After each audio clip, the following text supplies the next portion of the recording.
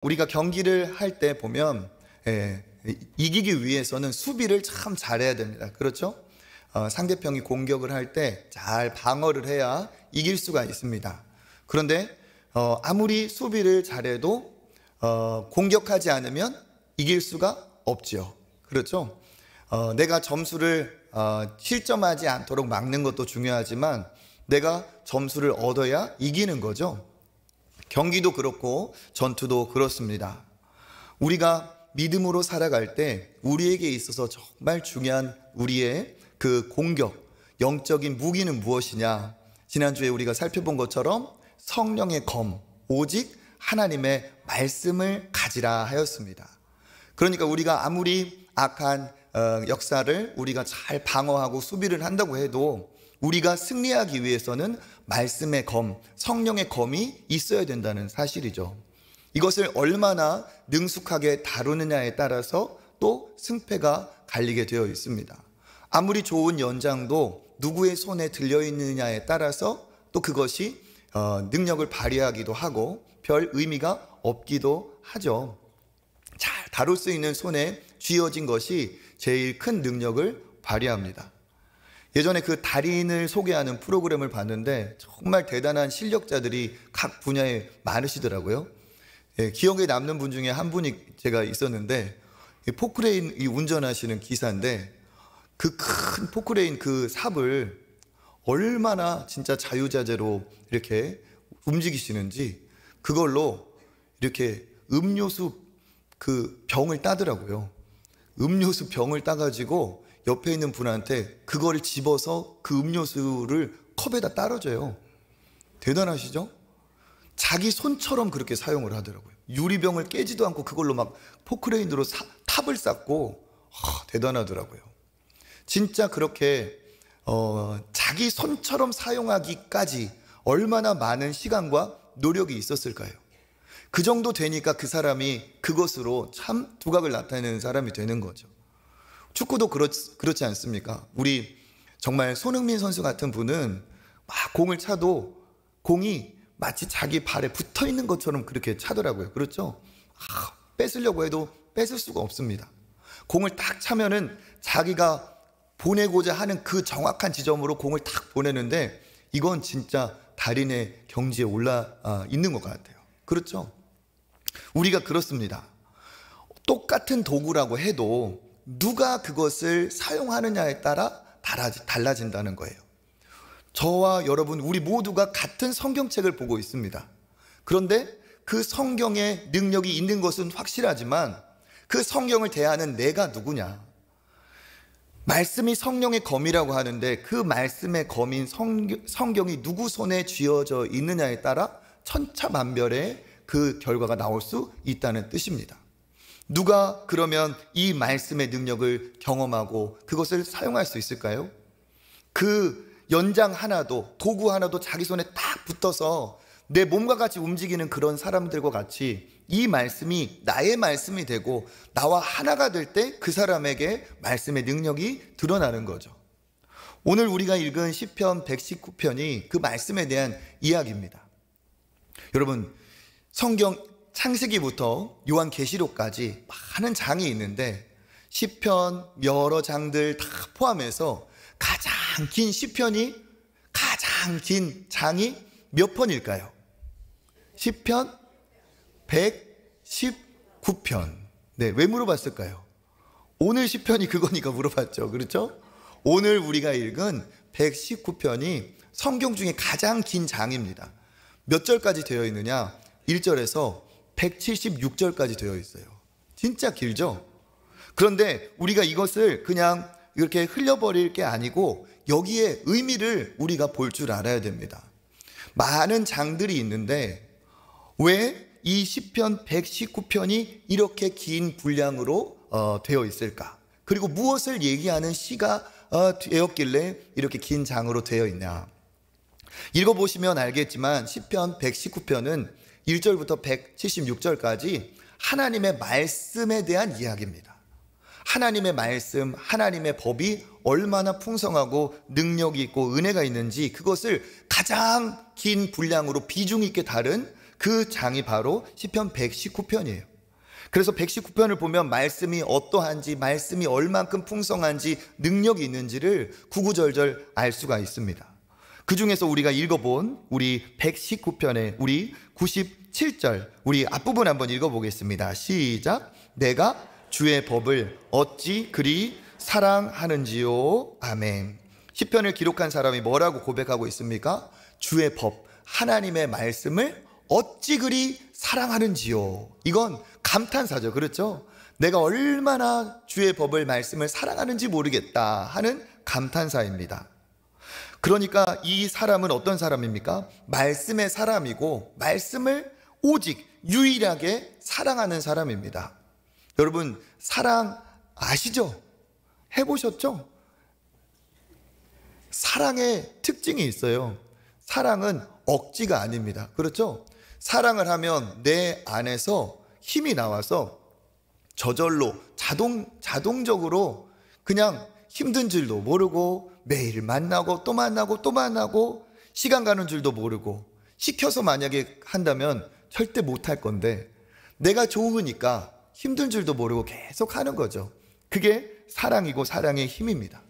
그러니까 여기 있는 이 사람은 하나님의 말씀을 그냥 좋아한다, 참 내가 거기에 찬성한다, 이 정도가 아니고 하나님의 말씀을 어떻게 한다고요? 사랑한다고요. 사랑한다. 그러니까 그 하나님의 말씀을 사랑해서 늘 말씀과 같이 있고 싶고 말씀을 늘 내가 소유하고 싶고 그러겠죠. 그래서 그 뒤에 뭐라고 말을 하느냐, 119편 97절 우리 끝까지 한번 읽어보겠습니다. 내가 주의 법을 어찌 그리 사랑하는지요. 내가 그것을 종일 작은 소리로 읊조리나이다. 아멘. 주의 법을 사랑하기 때문에, 하나님의 말씀을 사랑하기 때문에 사랑하는 사람과 사랑할 때 함께하는 것처럼 여기 이 사람은 말씀을 사랑해서 말씀을 자기 곁에 두는 거죠. 함께하는 거죠. 어떤 식으로 합니까? 종일 그 말씀을 작은 소리로 읊조리나이다. 작은 소리로 말하는 거예요. 읊조린다는 게 뭡니까? 작은 소리로 계속 되뇌인다는 거죠. 왜 그렇습니까? 말씀을 너무 사랑하기 때문에 말씀을 잊어버릴 수 없고 말씀을 붙들어 놓는 거예요. 마치 사랑하는 사람이 옆에 있는 것처럼 그 말씀을 사랑해서 종일 그 말씀과 조용히 이렇게 교제를 나누는 거죠. 옆에 마치 사랑하는 사람이 있을 때 서로 사랑을 속삭이듯이 이렇게 되뇌이는 거예요. 자기야, 사랑해. 나는 자기밖에 없어. 얼마나 보고 싶었다고 이러고 해보셨죠? 이렇게 사랑하니까 작은 소리로 읊조리는 거예요. 이 읊조린다 하는 말을 우리 이전 개역 성경에는 뭐라고 번역을 했는지 읽어보겠습니다. 시작. 내가 주의 법을 어찌 그리 사랑하는지요. 내가 그것을 종일 묵상하나이다. 아멘.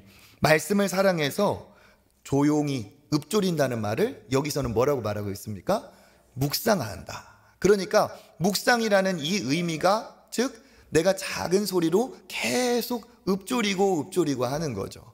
왜 그렇습니까? 말씀을 사랑하기 때문에 그 말씀을 붙들고 있는 것이고 그 말씀의 그 의미를 더 알고 싶은 거예요. 그리고 이 말씀이 나의 말씀이 되기를 바라는 마음에서 계속 말씀을 읊조리는 겁니다. 하나님의 사람은 어떤 사람이냐? 말씀을 사랑하는 사람입니다. 말씀을 사랑해서 그 말씀과 함께하는 사람이에요. 이거를 어떻게 생각을 하면 이거는 특정한 어떠한 사람들의 이야기다라고 생각할 수도 있는데 그게 아니라는 거죠. 우리의 신앙의 정체성이 어디에 있습니까? 하나님의 말씀에 있어요. 말씀이 신앙의 본질입니다. 그러니까 신앙인이라고 한다면 말씀이 빠질 수가 없고, 신앙인이라고 한다면 어떤 사람들만이 아니라 모든 신앙인들은 이렇게 말씀을 사랑하는 것이 마땅하고 그것이 당연하다는 거죠. 예수 그리스도로 우리가 구원을 받았다 하는 것도 무엇으로 됩니까? 하나님의 약속의 말씀을 믿고 구원을 받는 거죠. 그러니까 말씀을 통해 우리가 구원을 받으면 말씀이 소중하지 않을 수가 없어요. 그리고 또 어떻게 됩니까? 예수 그리스도를 구주로 영접할 때 눈에 보이지 않지만 실제로 존재하시는 성령이 내 안에 오시고 나와 함께 하시죠. 그러면서 그 나와 함께 하시는 하나님이, 그 성령님이 어떻게 하시느냐? 마음에 기쁨을 주시고 감동을 주시고 은혜를 주시고 기쁨, 풍성한 은혜를 누리게 하시죠. 그러면 어떻게 됩니까? 하나님께 감사하고 하나님께 감격하고, 그것이 필연적으로 어떻게 되느냐? 하나님께 관심이 가게 되어 있어요. 하나님을 알고 싶어요. 나를 구원하신 하나님이 누구실까? 나를 위해서 아들까지 보내주신 그 하나님은 왜 그러셨을까? 나를 위해 십자가를 지신 예수님은 얼만큼 나를 사랑하셨길래 그런 분일까? 나를 사랑하신다니 내가 그분을 조금 더 알고 싶다, 이런 마음이 들 수밖에 없습니다. 그러니까 어떻게 됩니까? 하나님을 알고 싶고 나를 구원하신 뜻을 깨닫고 싶고, 그리고 나만 구원받을 게 아니라 이것을 가르쳐주고 전하고 싶고 하다 보면 어떻게 돼요? 필연적으로 구원받은 성령이 함께하는 사람은 말씀으로 관심이 가게 되어 있어요. 성경에 관심이 가게 되어 있어요. 그래서 그 성경을 통해 어떻게 됩니까? 풍성한 은혜를 누립니다. 그 전에는 성경을 볼 때 지루하고 따분한 남들의 이야기처럼 들렸던 사람이 예수 그리스도를 영접하고 하나님을 아버지로 모신 하나님의 자녀가 된 다음부터는 성경을 펼치면 그 성경 이야기가 다 나를 향한 하나님의 사랑의 고백으로 믿어지게 되는 거죠. 그러면서 어떻게 됩니까? 말씀을 통해 그 사람이 새로운 사람이 됩니다. 그래서 신앙인은 어떤 사람이냐? 말씀의 정체성이 있습니다. 하나님을 알아간다는 것, 그것은 곧 무엇이냐? 말씀을 알아간다는 거예요. 하나님을 사랑한다는 건 말씀이신 하나님을 사랑하는 겁니다. 하나님께 순종한다는 것은 하나님의 말씀에 순종한다는 거예요. 그러니까 신앙인이라고 하고 그러면서도 말씀과 관계가 없고 말씀과 내가 거리가 있고 말씀을 모른다면 그건 신앙인으로서의 정체성이 상실된 사람이에요. 신앙인이라고 한다면 오늘 이렇게 고백하는 이 시인과 같이 말씀을 사랑하여서 말씀과 함께하는 사람, 그 말씀을 묵상하고 입으로 작게라도 읊조리는 그 사람이 진짜 믿음의 사람인 줄 믿습니다. 그때 어떻게 됩니까? 말씀을 묵상할 때, 읊조릴 때 나와 함께 하시는 성령이 내 눈을 열어주시고 내 귀를 열어주셔서 그 말씀의 풍성한 은혜, 그 의미를 나에게 가르쳐 주시고 깨닫게 해주시죠. 그러면서 어떻게 됩니까? 그 말씀이 나에게 회복이 되고 능력이 되고 기쁨이 되고 감사가 되고 결단이 되고 하나님을 향한 뜻이 되면서 그 말씀을 체험하게 되죠. 그러면 또 어떻게 됩니까? 더 말씀을 사랑하고 말씀을 묵상하는 선순환이 이루어지게 됩니다. 그래서 우리가 말씀을 창세기부터 요한계시록까지 쭉 읽어가는 말씀 통독도 중요합니다. 성경의 흐름을 알 수가 있고 시대적인 상황을 알 수가 있고 어느 대목의 말씀을 전해도 그 말씀이 이 말씀은 예수께서 어느 때, 이 말씀은 이 선지자가 어느 왕 때 알게 돼요.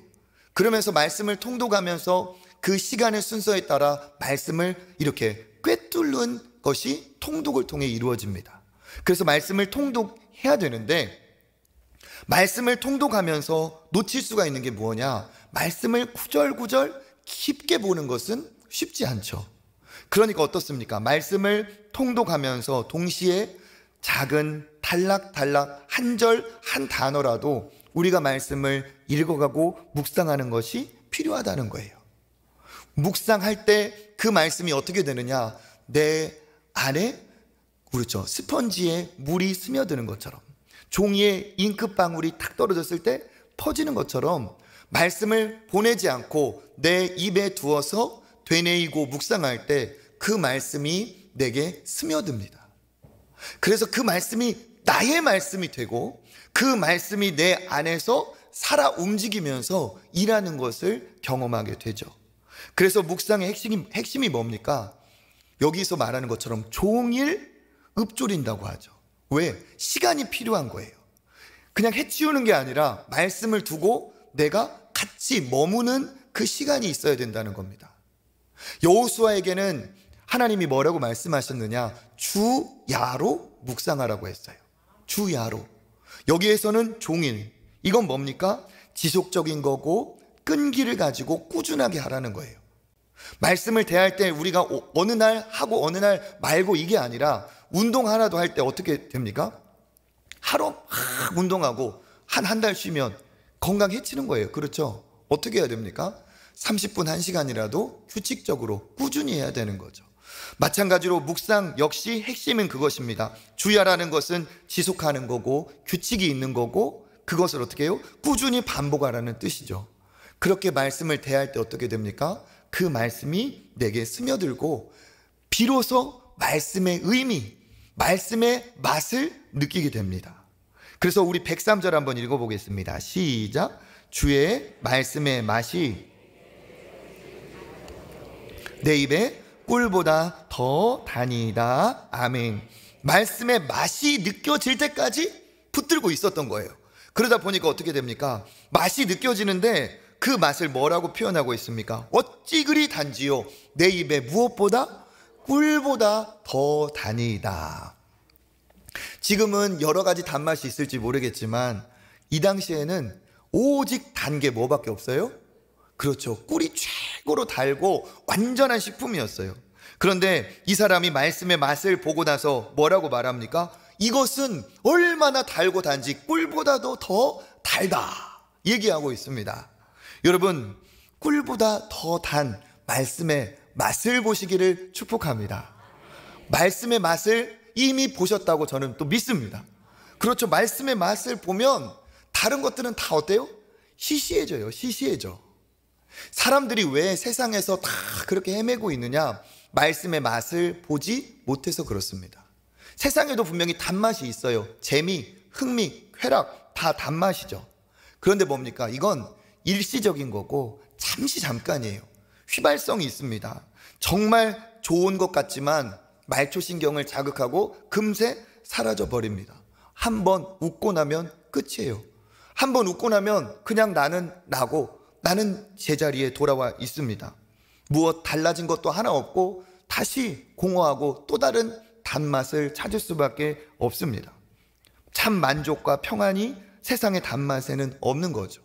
그러니까 뭡니까? 계속 끊임없이 물건이 있는데도 사고 또 사고, 그 게임에 빠져서, 술에 빠져서, 사람에 빠져서 잠깐 만나고 돌아설 때는 어떻습니까? 공허한 거죠. 그러다가 어떻게 됩니까? 그 공허함을 달랠 수 없을 때 손대지 말아야 될 것까지 손을 대는 일이 있습니다. 도박을 비롯해서 중독성이 강한 것들로 손이 가죠. 약물로 가고 성적인 쾌락으로 가고 강도가 점점 높아지고 헤어나올 수 없는 강한 중독에 빠지게 됩니다. 깨어나고 나면 공허하고 허무하고 자책이 들어서 또다시 손을 대는 거예요. 악순환의 반복이죠. 세상의 단맛도 분명히 있습니다. 강렬해요. 그런데 말씀의 단맛은 이거와 비교할 수가 없습니다. 세상의 단맛은 공허하고 결국 상처와 부작용을 남기죠. 그런데 하나님이 주시는 이 말씀의 단맛은 보고 나면 내 영혼이 살아나요. 말씀의 맛을 보면 내가 더 강력한 믿음의 사람으로 변화가 됩니다. 말씀의 능력이 있기 때문에 말씀을 사랑했던 그 말씀의 사람 다윗은 말씀이 얼마나 대단한지 말씀의 그 맛을 그 다윗 역시도 얘기하고 있습니다. 시편 19편의 7절, 제가 19편 7절 같이 한번 보겠습니다. 여호와의 율법은 완전하여 영혼을 소성시키며 여호와의 증거는 확실하여 우둔한 자를 지혜롭게 하며 여호와의 교훈은 정직하여 마음을 기쁘게 하고 여호와의 계명은 순결하여 눈을 밝게 하시는도다. 여호와를 경외하는 도는 정결하여 영원까지 이르고 여호와의 법도 진실하여 다 의로우니 금 곧 많은 순금보다 더 사모할 것이며 꿀과 송이꿀보다 더 달도다. 아멘. 여기도 지금 여호와의 율법, 여호와의 증거, 여호와의 교훈, 여호와의 계명, 여호와의 법, 여호와의 도 다 뭐를 말하고 있어요? 하나님의 말씀을 얘기하고 있어요. 그 말씀이 얼마나 대단한지 영혼을 소성시키고 우둔한 자를 지혜롭게 하고 마음을 기쁘게 하고 눈을 밝혀주고 다 의롭게, 그것이 우리를 인도하기 때문에 다윗이 뭐라고 고백하고 있습니까? 이 꿀보다 달고 어떠한 송이꿀보다 더 달도다, 그렇게 감탄을 하고 있습니다. 이 차이가 뭡니까? 말씀의 맛을 본 사람과 보지 못한 사람의 차이라는 거예요. 말씀은 살아있기 때문에 말씀과 내가 함께하는 사람, 진리의 말씀을 경험한 사람은 살아있는 말씀이 진짜 진리라는 것을 체험을 하고 살아있는 말씀이 나를 살리는 것을 경험합니다. 히브리서 4장 11절 12절 읽어볼까요? 하나님의 말씀은 살아있고 활력이 있어 좌우의 날선 어떤 검보다도 예리하여 혼과 영과 및 관절과 골수를 찔러 쪼개기까지 하며 또 마음의 생각과 뜻을 판단하나니. 아멘. 말씀이 어떻다고 합니까? 살아있고 활력이 있다. 말씀이 살아있는데 말씀만 살아있는 게 아니라 살아있는 말씀의 그 생기가 말씀을 대하는 우리에게도 분명히 새로운 일을 이룬다는 거죠. 그래서 이 말씀의 맛을 본 사람은 생기가 돋아날 수밖에 없습니다. 그리고 말씀은 어떻습니까? 하나님의 말씀은 우리를 하나님의 사람답게 빚어가는 능력이 있습니다. 디모데후서 3장 17절 읽어보겠습니다. 이는 하나님의 사람으로 온전하게 하며 모든 선한 일을 행할 능력을 갖추게 하려 함이라. 아멘. 하나님의 말씀은 성령으로 되어 있어서 하나님께서 감동하신 그 말씀은 하나님의 사람을 어떻게 합니까? 온전하게 하는 거예요. 그리고 어떤 능력? 선한 일을 행할 능력을 우리에게 줍니다. 우리는 선한 일을 행할 능력이 우리 안에 없어요. 우리 안에 죄가 착한 일 하기에는 너무 힘들게 하고 못된 일은 진짜 쉽게 만들었어요. 그런데 어떻습니까? 말씀을 우리 안에 모시면 그 말씀이 우리를 온전하게 하고 우리로 하여금 진짜 하나님이 기뻐하실 선한 일을 행할 능력을 말씀을 통해 주십니다. 그래서 이 말씀의 맛을 본 사람과 보지 못한 사람은 같이 교회를 다녀도 분명히 차이가 있어요. 말씀을 대하는 태도를 보면 이 사람이 진짜 은혜 받은 사람이고 말씀의 맛을 본 사람인지 아니면 그냥 껍데기 성경책만 들고 다니는 사람이고 교회만 왔다 갔다 하는 사람인지 알 수가 있습니다. 정체성이 어디 있습니까? 말씀에 있기 때문에 그래요.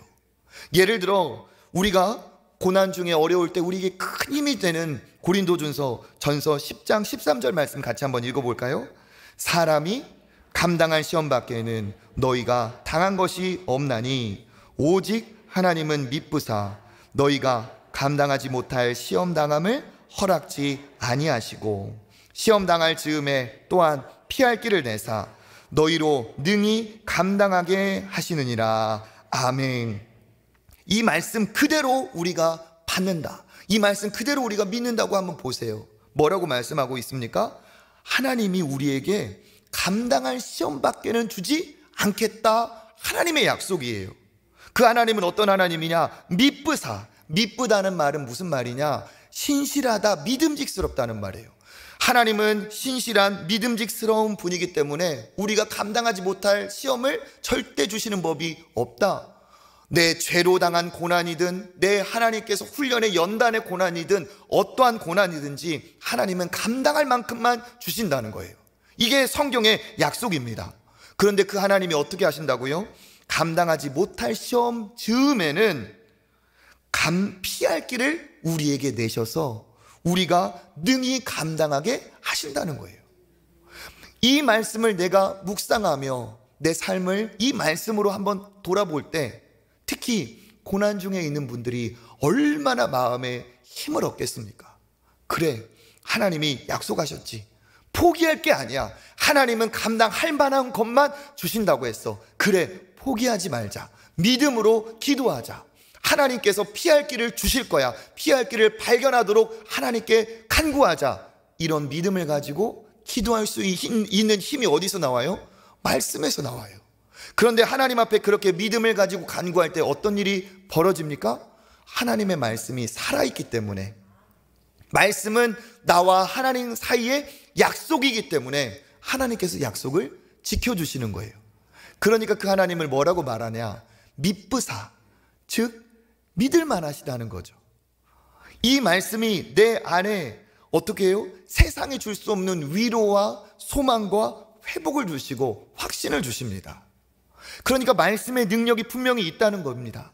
말씀을 읊조리고 묵상하면 여호와는 나의 목자시니 내게 부족함이 없으리로다. 내 인생의 부족함을 느낄 때마다 이 말씀을 붙들고 이 말씀을 읊조리고 이 말씀을 묵상할 때 공급자 대신 부족함 없는 풍성한 하나님의 은혜를 하나님께서 체험하게 하시는 거죠. 누가 말씀의 단맛을 봅니까? 누가 진리의 말씀을 경험합니까? 말씀을 묵상하는 자입니다. 말씀을 입에 두고 읊조릴 때 그 말씀대로 하나님께서 우리에게 역사하시고 축복을 내려주실 줄 믿습니다.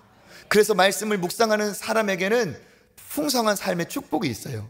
그 축복이 98절부터 우리 100절까지 한번 읽어보겠습니다. 주의 계명들이 나와 함께 하심으로 그것들이 나를 원수보다 지혜롭게 하나이다. 내가 주의 증거들을 늘 읊조림으로 나의 명철함이 나의 모든 스승보다 나으며 주의 법도들을 지킴으로 나의 명철함이 노인보다 나으니이다. 아멘. 말씀을 묵상할 때 하나님이 주시는 큰 축복이 뭐냐? 제일 먼저 지혜를 주세요. 여기 말하죠.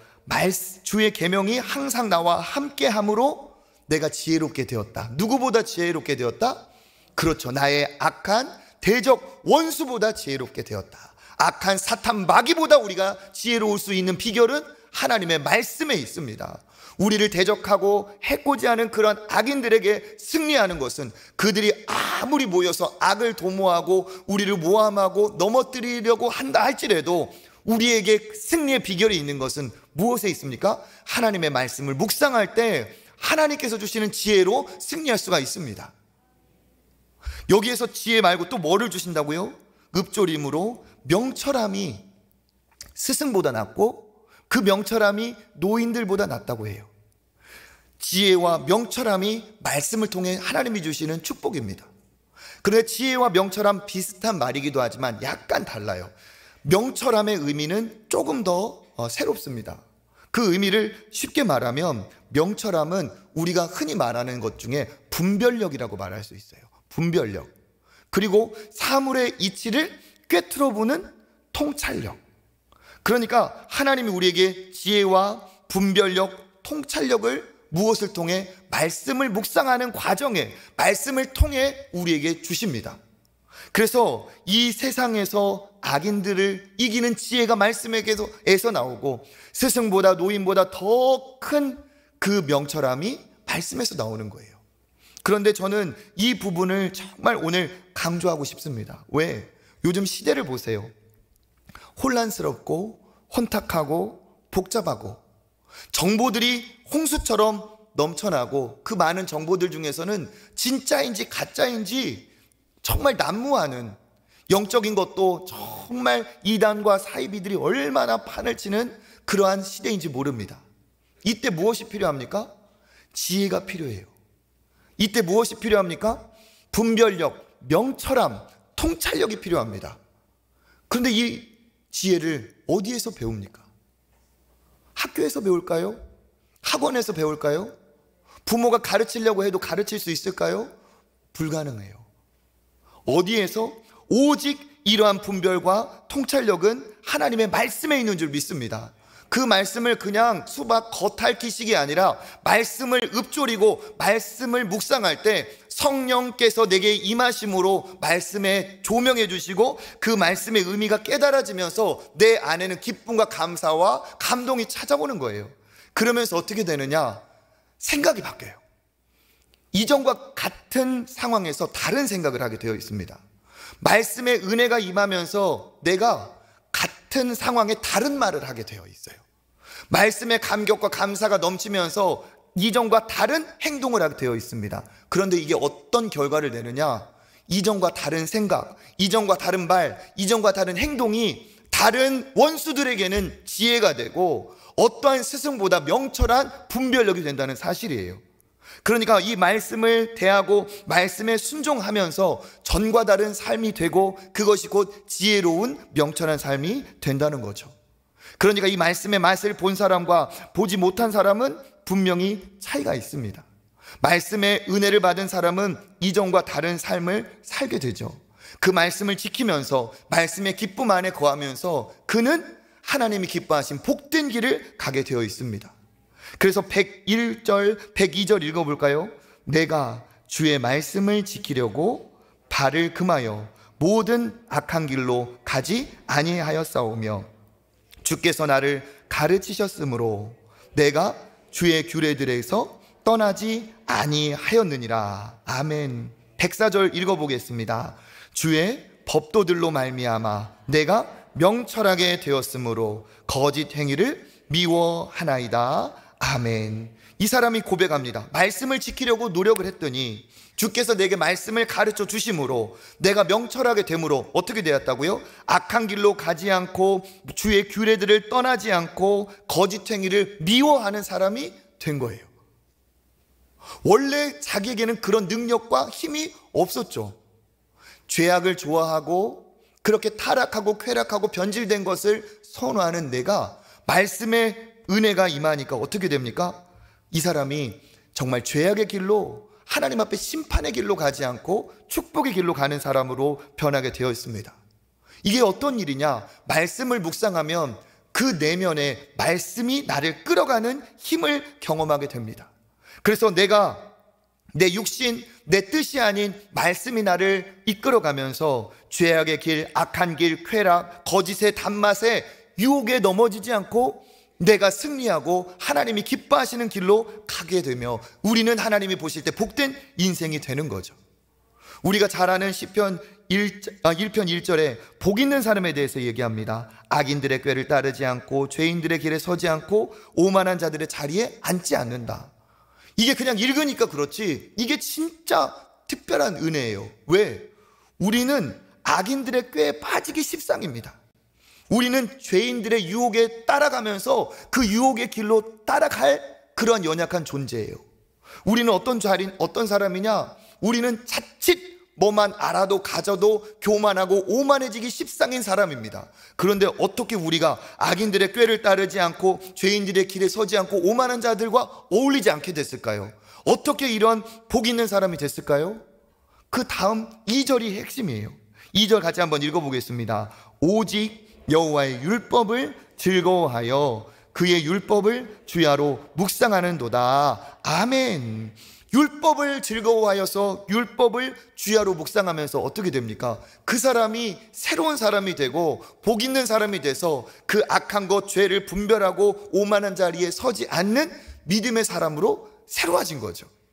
그 결과 하나님이 그를 복을 주십니다. 유명한 구절, 그 다음 절에 나오죠. 3절 읽어보겠습니다. 그는 시냇가에 심은 나무가 철을 따라 열매를 맺으며 잎사귀가 마르지 아니함 같으니 그가 행하는 모든 일이 다 형통하리로다. 아멘. 시냇가에 심은 나무의 축복. 아무리 가물어도 열매 맺는, 때를 따라 열매 맺는 이 축복을 이 사람이 누리는 거예요. 어떻게 이런 일이 벌어졌을까요? 뿌리를 내린 거죠. 이 묵상하는 사람이 나무에 비유한 거죠. 그러니까 이 사람이 뿌리를 내렸는데 무엇에 그러면 뿌리를 내린 겁니까?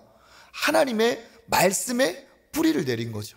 하나님의 말씀에 뿌리를 내리니까 말씀에 뿌리를 내린 이 사람은 견고하고 흔들리지 않고 말씀이 주시는 은혜로 든든히 서게 되고 어떻게 돼요? 죄인의 길, 악인의 길, 오만한 자리를 거절할 수 있는 능력이 거기에서 옵니다. 그러니까 어떤 사람에게 말씀을 즐거워하고 주야로 묵상하는 자에게 시냇가에 심은 나무와 같은 축복을 주시는 줄 믿습니다. 그러면 반대로 악인은 어떻게 될까요? 자기 마음대로 살아가고 자유를 누리는 것 같죠? 그게 아닙니다. 4절부터 6절 읽어보겠습니다. 악인들은 그렇지 아니하며 오직 바람에 나는 겨와 같도다. 그러므로 악인들은 심판을 견디지 못하며 죄인들이 의인들의 모임에 들지 못하리로다. 무릇 의인들의 길은 여호와께서 인정하시나 악인들의 길은 망하리로다. 아멘. 악인들이 어떻게 한다고요? 악인들은 뿌리가 없습니다. 뿌리가 없어요. 그러니까 어떻게 돼요? 바람에 날아다녀요. 자기 뜻대로 살아가는 것 같지만 사실 다 세상의 바람에 현혹되어, 돈이 불면 돈의 바람에, 성공, 출세, 자기 연봉, 직장, 모든 세상의 흐름에 다 바람을 타고 다녀요. 그러니까 시냇가에 심은 나무보다 때로는 더 바람 타고 높이 올라간 것처럼 보일 수도 있어요. 그러면 어떻게 착각할까요? 내가 성공했다, 내가 출세했다 착각하는 거죠. 어떻게 됩니까? 바람이 그치고 나면 다 모아서 불사름밖에 남지 않습니다. 그게 뭡니까? 악인들은 심판을 견디지 못하며 악인들의 길은 망하리로다. 말씀이 없는 사람은 바람 따라 가다가 결국 어떻게 돼요? 망하게 되는 거예요. 그러니까 우리는 축복이 뭡니까? 내가 말씀을 묵상하고 말씀에 뿌리 내린 사람이 돼서 말씀에 합당하게 사는 그 인생이 가장 안전하고 축복된 인생인 줄 믿습니다. 차이는 뭡니까? 말씀의 맛을 본 거예요. 그래, 이 말씀이 진리다, 이 말씀대로 살아야겠다, 이렇게 결단한 사람과 그 말씀을 들고 다닐지는 몰라도, 그 말씀을 들어봤는지는 몰라도 묵상하지 않은 사람, 마음에 남아있지 않은 사람은 세상의 바람에 요동할 수밖에 없는 것이죠. 왜 우리가 자녀들에게 신앙을 물려주고 말씀을 가르쳐야 될까요? 세상의 교육으로는 줄 수 없는 특별한 것이 오직 말씀 안에만 있기 때문에 그렇습니다. 말씀 안에 있는 능력과 지혜는 세상에서 가르치고 배울 수가 없는 것이죠. 자녀들이 말씀을 안다 해도 왜 능력이 없느냐? 말씀의 맛을 체험하지 못하면 그런 거예요. 말씀을 우리가 가르칠 때 그 말씀의 본질을 가르쳐야지, 그냥 껍데기만 남겨주면 그냥 그것이 안 믿는 사람과 별반 차이가 없는 종교인 수준 밖에 되지 않는다는 사실입니다. 신앙의 전수는 말씀의 전수예요. 부모가 먼저 말씀을 사랑하고 말씀 안에 거하고 말씀을 묵상할 때 자녀도 그것을 보고 본을 받고 따라할 줄 믿습니다.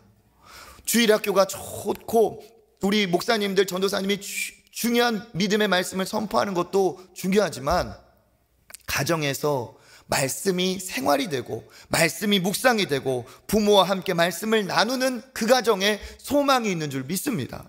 그때 우리 자녀가 어떻게 됩니까? 말씀의 맛을 보는 거예요. 아, 말씀이 진리이구나. 엄마, 아빠가, 우리 할머니, 할아버지가 말씀하신 이 하나님이 진짜 살아계시구나.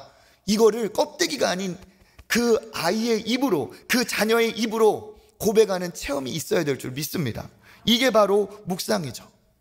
세상의 유혹거리가 얼마나 넘쳐나는지 모르겠습니다.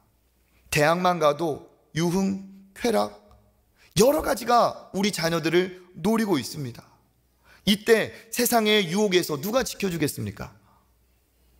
누가 지켜줄까요? 도시락 싸고 다니면서 대학 가고 직장 다니는 아들, 딸 따라다니겠어요? 불가능해요. 무엇이냐? 우리 자녀 안에 오늘 이와 같은 말씀이 있어서 주의 길을 벗어나지 않는 그러한 안전한 자녀가 되는 것이 가장 특별한 축복인 줄 믿습니다. 그래서 어떻게 해야 됩니까? 오직 말씀밖에 없다는 거예요. 영어, 수학 그 이상으로 말씀 가르치기에 정말 중점을 두는 모든 우리 부모님들 되시기를 축복합니다. 그리고 내가 그런 부모를 두셨다면 그 부모님의 껍데기만 볼 게 아니라 그 부모님의 그 마음, 그 본질, 그 말씀을 보고 우리 역시 말씀을 따라가는 믿음의 사람들 되시기를 축복합니다. 특별히 세상을 볼 때 그래요. 요즘 AI 시대라고 하잖아요. 그죠? 인공지능이 정말 어마어마하게 발전을 하고 있습니다.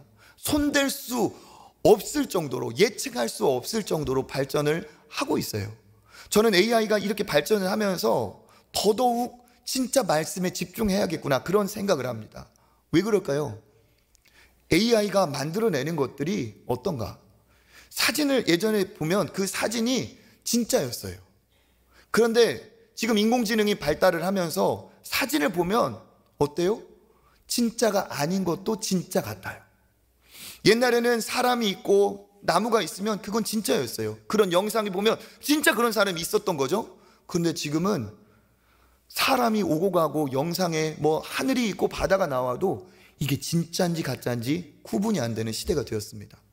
이게 그냥 보이는 사진, 영상에만이 아니라 우리가 대하는 정보, 지식들도 여기에 마찬가지예요. 막 물어보면 물어보는 대로 대답을 하는데 그 대답이 다 맞는 게 아니에요. 그 중에 거짓이 진짜처럼 꾸며낸 거짓이 그 안에 숨어 있어요. 그런데 우리가 어떻게 되느냐? 그거를 덥석 진실인 줄 알았다가 어떻게 됩니까? 우리가 손해보는 거죠. 마지막 때가 되면 뭐가 필요합니까? 지혜가 있어야 돼요. 통찰력, 분별력이 있어야 됩니다. 무엇이 진실인지, 무엇이 진짜인지, 무엇이 정말 옳고 복되고 참된 것인지를 보는 눈이 있어야 됩니다. 그런데 어디에서 그런 걸 찾겠어요? 하나님의 말씀이 아니면 찾을 수가 없습니다. 세상은 지금 어떻게 돌아가느냐? 사람들은 점점 공부를 안 해요. 사람들은 이제 전화번호 하나도 외우지 않는 시대가 됐습니다. 길을 운전을 해도 아무리 멀리 가도 길을 스스로 알아가고 찾아가지 않아요. 점점 우리가 하지 않아도 되는 게 있어요. 그런데 반대로 기계, 이 AI는 어마어마하게 공부를 하고 있어요. 어떻게 우리 자녀가 이 시대에 정말 가치 있고 의미 있는 삶을 살까요? 방법은 한 가지밖에, 방향은 한 가지밖에 없어요. 진짜 생각할 수 있는 우리 아들, 딸들이 돼야 됩니다. 그들은 AI, 인공지능은 그냥 모방하고 그것을 자료를 활용할 뿐이죠, 결국은. 그런데 사고하지 못해요. 진짜 인간다운, 진짜 생각하는, 진짜 통찰력 있고 진짜 지혜 있는 그러한 우리 자녀가 되지 않고서는 세상에 밀리고 맙니다. 어디에서 이런 능력이 있을까요? 하나님의 말씀밖에 없습니다. 제가 이런 얘기를 그래서 오늘 왜 하나님 말씀 신앙교육이 중요한가를 오늘 이제 교사 세미나 우리 때 하려고 해요. 그런데 제가 이 얘기는 사실은 우리 선생님들만 알아서 할 게 아닙니다. 제가 앞부분은 왜 신앙교육이 필요한지 학부모의 입장에서 부모님들에게 좀 하고 싶은 얘기가 진짜 많습니다. 그래서 우리 자녀가 젊은이다, 청소년이다, 어린이다 하는 분들 꼭 오셔서 정말 왜 신앙교육이 필요한지 들어보시기를 바라요. 진짜 하나님 말씀 아니면 이 시대에 소망이 없는 시대가 되어가고 있습니다. 이미 그런 시대가 되었어요. 내 자식 그냥 주일학교만 맡겨서 되는 시대가 아니라 정말 그런 얘기 있잖아요. 자녀 하나, 자식 하나를 잘 키우려면 온 마을이 다 동참을 해야 된다는 그 말이 있는데 우리 자녀 키우기 위해서는 주일학교 선생님은 어떤 생각을 갖고 있는지, 초청교회 담임 목사는 어떠한 생각으로 주일학교의 방향을 갖고 있는지, 내가 신앙의 부모로서 자녀들을 어떻게 키워야 될지, 왜 신앙밖에 없는지 여러분 와서 들으시기를 바라겠습니다. 그리고 여러분 자녀들이 그렇게 자라기를 바라신다면 여러분들이 말씀의 사람 되시기를 축복합니다. 말씀이 있어야 능력이 있어요. 우리 요한복음 15장 7절 읽어보겠습니다. 너희가 내가 내 안에 거하고 내 말이 너희 안에 거하면 무엇이든지 원하는 대로 구하라. 그리하면 이루리라. 아멘. 하나님이 응답 주실 때 무엇이 있을 때? 내 말이, 하나님의 말씀이 그 안에 있는 자에게 하나님께서 응답을 주십니다. 세상의 바람 따라다니는 그러한 겨와 같은 인생이 아니라 말씀의 뿌리를 내려서 말씀이 내 안에 있어서 하나님이 구하시는 것을 풍성하게 응답하시는 여러분 되시기를 축복합니다. 이제 마지막 때가 되어가고 있어요. 말세. 마지막 때의 특징 중에 한 가지가 뭐냐? 이제 신앙에도 부익부 빈익빈이 이제 이 양극화 현상이 올 겁니다. 이미 오고 있어요. 말씀의 맛을 본 사람은 진짜 말세가 될수록, 진짜 세상의 마지막 때가 올수록 하나님의 말씀밖에 없구나 하면서 더 말씀을 추구하고 더 말씀을 붙들고 믿음으로 살려고 할 겁니다. 그런데 말씀을 모르는 사람, 교회를 다녀도 말씀의 맛을 보지 못한 사람은 교회 다니나 안 다니나 별 차이도 없고 오히려 교회 다니는 게 더 무거운 짐이 돼서 이럴 바에는 안 다니고 말지 뭐, 이럴 바에는 그냥 신앙 조금 뒤로 미루어 놓지 뭐, 이런 시대가 될 거예요. 여러분 어떤 사람이 되기를 원하십니까? 진짜 하나님의 말씀의 맛을 보시고 그 말씀대로 살아가시는 여러분 되시기를 축복합니다. 우리들의 인생을 무엇이 인도해야겠습니까? 돈 따라가야겠습니까? 출세를 따라가야겠습니까? 뭘 따라가야 되겠습니까? 우리의 인생이 말씀을 따라갈 때 그곳에 은혜가 있고 축복이 있는 줄 믿습니다. 그래서 105절에 이렇게 얘기하고 있죠. 읽어보겠습니다. 주의 말씀은 내 발의 등이요 내 길의 빛이니이다. 아멘. 그냥 성경책에 이렇게 덮어져 있는 이 말씀이 등이고 빛이 아니라 이 말씀의 한 구절이라도 내 안에 붙잡은 말씀이 등이 되고 빛이 되는 줄 믿습니다. 이 말씀을 묵상할 때, 읊조릴 때, 그 말씀에 순종할 때 여러분의 삶이 진짜 하나님이 인도하시는 복된 삶이 될 줄 믿습니다. 하루를 여러분 무엇으로 시작해야 될까요? 그렇죠. 하루를 무엇으로 마무리해야 될까요? 말씀으로. 여러분 긴 시간 아니고 10분만이라도 한번 이번 주부터 시작해 보세요. 10분만이라도 오늘 새벽에 전한 말씀 있잖아요. 그렇죠? 매일 말씀이 있어요. 10분만이라도 그 말씀 앞에 서보시길 바랍니다. 믿음 신앙인의 소원이 뭐예요? 하나님 만나는 거예요. 우리의 소원이 뭐예요? 하나님과 얘기해 보는 거예요. 그런데 여러분 제일 확실한 하나님을 만나는 법이 뭐예요? 말씀을 통해 만나는 겁니다. 말씀이 하나님이세요. 말씀과 함께하는 시간이 하나님과 함께하는 시간입니다. 말씀을 묵상하는 시간이 하나님과 소통하고 대화하는 바로 그 시간이에요. 이 시간이 있는 사람, 이 시간에 맛을 본 사람과 없는 사람은 분명히 다른 삶을 살 겁니다. 누구는 말씀이 능력이라 하는데 그 말씀의 능력을 경험하는 사람, 누구는 말씀이 능력이라 하는데 맛도 못 본 사람. 우리의 자녀, 우리가 어떤 사람이 되어야 될까요? 진짜 말씀의 사람 되시기를 축복합니다. 말씀을 읊조리시기를 바랍니다. 말씀의 묵상으로 여러분 하나님의 정말 기쁨이 되는 주의 백성들 되시기를 주님의 이름으로 축복합니다.